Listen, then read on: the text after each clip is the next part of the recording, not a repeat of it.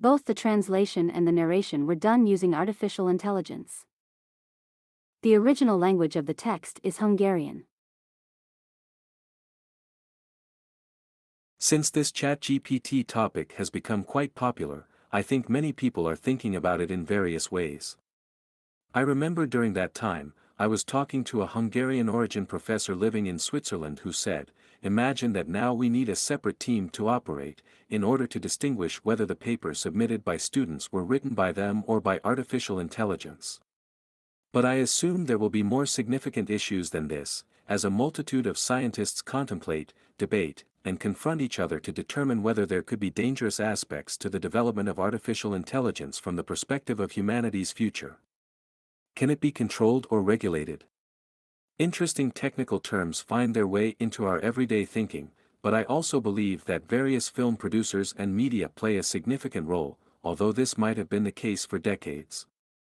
In every sci-fi movie, featuring some humanoid robot with boundless knowledge and awkward emotional expressions, they have always raised a different kind of question for us, mostly whether it would be great to have such a robot or, on the other hand, if it could be dangerous. Even von Neumann uses the term technological singularity, which might need a bit of explanation. I usually turn to my conversation partner for this, and it encompasses the dangers of rapid artificial intelligence advancement. Could you summarize this a bit and discuss where we stand now?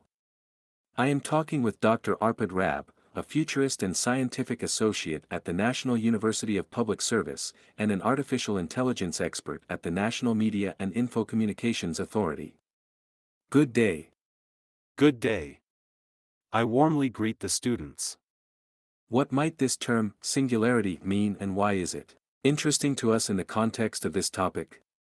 The concept of singularity or the evolution of artificial intelligence, as you mentioned earlier, indeed raises numerous exciting questions, influenced heavily by movies and personal experiences. Many have probably tried ChatGPT, just one of the many forms of artificial intelligence, and have seen how cleverly it responds and writes. Firstly, artificial intelligence holds a mirror up to us, making us question who we are and what we know. If it can search faster, answer more beautifully, translate better, then do we need translators, letter writers, teachers, doctors? The initial and quick answer is that it doesn't want to replace humans, rather it's an enhancer of abilities. Artificial intelligence is an extension of human capabilities. If someone is good at something, they can do even more, faster, and better. It can replace or substitute for tasks that most of us dislike doing, such as highly repetitive or extremely focused activities.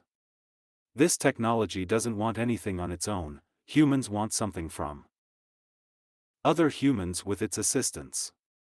The concept of singularity or the holistic evolution of artificial intelligence, when it surpasses the collective knowledge of humanity, might evoke fear in some, fearing that machines might take control or humans might be marginalized on their own planet. This is not the case. Machines don't desire anything, but we do need to focus on regulations, ethical conditions, and most importantly, ourselves, understanding its operation and using it properly. The better we use it, the better the outcomes, the less well we use it, the more we become products. It can be said that among international major publications, there were a few that attempted to translate this danger of artificial intelligence in a way that it's not the danger itself, as you also mentioned, appearing as an enhancing tool, but it goes beyond the human qualities we might have attributed great importance to, while not emphasizing what we should be giving more importance to. I'm thinking here, for instance, of intuition, human emotions, which can't be replaced, or at least that's what we think now. Perhaps even in the long run, that spiritual, intuitive activity won't be mechanized. Yes, this is a very important moral, ethical, and philosophical dilemma. The last century was spent increasingly rationalizing, moving away from nature, from our own nature, human traits, and human thinking has leaned more towards machine thinking than the other way around. We try to be efficient, to make decisions based on what's cost-effective. Emotions, experiencing moments, were somewhat pushed into the background. Now we create a machine, and suddenly human aspects come to the forefront again. For example, what is art? If art is creating a picture, then I, someone who can't paint, can create 100 paintings with artificial intelligence. One might say, okay, but I lack vision, or I don't understand art history. Then what is art? Conveying the world happening in the artist's mind? If so, then it doesn't matter whether it's painted with artificial intelligence or a brush, it's the human element that interests me. Curiosity, for example, those values we carefully built. Let's say we call someone smart because they know a lot, but now everyone knows everything because artificial intelligence is in the computer. So, who is smart now? The one who asks the right questions or knows which data is relevant. This is a good direction, to once again focus on our human matters, desires, goals. It's just a reprogramming because this wasn't the way it was priced before.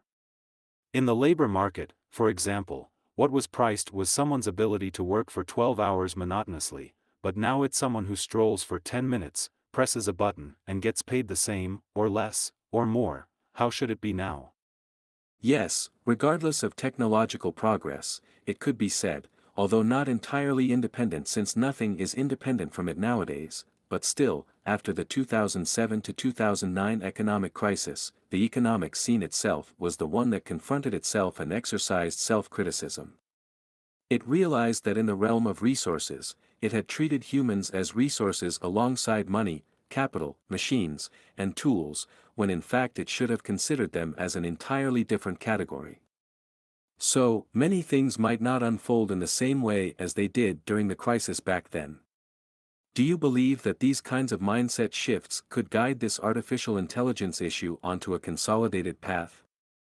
Especially considering that recently, based on the earlier works and publications of Hugo de Garis, a vision emerged even in Hungary, which envisions a potentially apocalyptic war between humans and machines. You have highlighted very important points. One of them is this irrational economics, where decisions are not solely driven by efficiency. This applies to a wide range of decisions, not just financial ones. Let me provide an example. If we want every decision to be super efficient and program that into a system, say I want to travel somewhere by car and I teach the machine to show me the shortest possible time. Many people use navigation apps for route planning. But what if I'm on vacation and I'd prefer a scenic coastal route or a little road to admire the Normandy landscape? Maybe I don't even want to stay at the most economical place, as it might not be the most scenic. So, when we make decisions in an irrational manner, we often make good choices because we're humans. But we usually consider this a fault. Economics has brought forth quite a few models in recent years that have shown, including in the case of the COVID-19 pandemic, that we pay more attention to creating our own happiness, not just being efficient. Regarding the question of the battle between humans and machines, that's one level. If, for example, a health-related artificial intelligence isn't suggesting something very efficient for me, let's say I have a personal doctor on my phone, and it tells me, listen, turn left now, you can only eat this, and I say, I don't want to eat this because I don't like it. Then the question is, what will make me happier in the long run, eating what I like or consuming exactly the right amount of calories? And if, for instance, an entire agriculture sector is controlled by a machine, we might easily feel that the machines have taken over our lives because our meals are ordered, and it's exactly, say, 1567 calories, not a single calorie more. And then we might feel ruled by them. Such scenarios are possible for business models. Another significant point you highlighted is military artificial intelligence, the AI used in warfare, which can harbor serious risks if too much automation is allowed. While it's very appealing to have quick responses, if not programmed well, they can lead to catastrophic decisions, and simulations have demonstrated this. The author I mentioned also refers to a dilemma. I'm bringing this up in the context of military examples, that eventually, artificial intelligence will reproduce itself and follow an exponential developmental trajectory. Continuously improving itself will essentially lead it to a state of perfection, a somewhat godlike situation as the author phrases it, achieved by humans creating a form of deified intelligence. Do you think this type of technological supremacy, in your perspective, could lead to such a vision, where we elevate machines and devices above ourselves and essentially deify them? Because, according to the author's logic, this might lead to a cataclysm or a final state, where it would be necessary to break away from artificial intelligence. I don't think that will happen. I have several reasons for this view. One is that we aren't developing just one all-solving super artificial intelligence that will control an entire city or my entire life, but rather many. Within 10 years, there will be 15 billion different artificial intelligences. One helps in healthcare, another in transportation, a third in, say, booking accommodations. So, having one point controlling everything under the same business interest or the same intelligent authority is not the direction it will take. The other reason is that this technology is incredibly resource-intensive, in terms of electricity, water for cooling, and processors. It won't spread as much as we currently envision it to be everywhere. Just consider ChatGPT. If someone talks to it or asks questions for half an hour, it consumes 5 liters of water. Now, if we multiply this by 100 million users and then by a month, it's practically the size of a lake, disappearing just because we chatted with ChatGPT. So, we can't afford it because there are other challenges for humanity. One question is how we want to use it, when we want to use it, and we developed it all to become smarter, wiser, to preempt or improve environmental changes or even for our own interests. The third and last point is that we won't often directly encounter artificial intelligence, it will be hidden behind services. We will feel that everything is intelligent, so I'm not conversing with an artificial intelligence, I'm just using the same calendar, for instance, but a much smarter one that gives tips, advice, and preempts my decisions. It's crucial for people to maintain critical thinking, or as I've written in my publications, artificial intelligence literacy. We need to decide when to use it and whether to listen to it. And this is important. If we retain this, you suggest, I decide, logic, no authority will emerge. If it happens that something is very smart, and I accept everything it suggests, that's not good. It won't be authority. Instead, we would essentially degrade ourselves. As a closing thought, I believe it can be said that, to a reassuring extent, as I mentioned from the beginning with the Swiss university example, text analyzing systems that recognize traces of such artificial intelligence have been put to work on the United States Constitution and even the Bible. The author clearly attributed the filter program to artificial intelligence, with an 88% probability in the case of the Bible and a 92% probability for the United States Constitution. While the system itself generates such significant errors, perhaps we can still remain calm. However, the evolution of this system might not even pose such an ethical problem. How do you perceive this? Yes, it's very fascinating, and I tend to divide the functioning of every artificial intelligence into 3 parts. The first is data, that's its perception. It could be the turn of a car, images, photos, anything. The second is calculations, and the third is the recommendations it provides. The middle part is something humans can't understand, even the developers can't fully grasp it, the algorithms, the self-learning systems. But the beginning is data, so it's about what we feed into it, what we consider important. For example, in an educational artificial intelligence, what constitutes an upgrade? Is it if someone maintains a consistent level or if they were low last week but excelled this week, indicating they've learned a lot? So, I decide what to input. This is one aspect. If we give it wrong data, it will become inaccurate.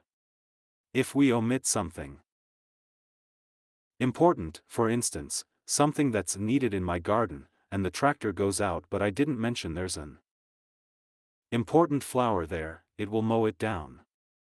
So, it can definitely make mistakes, and we shouldn't forget this.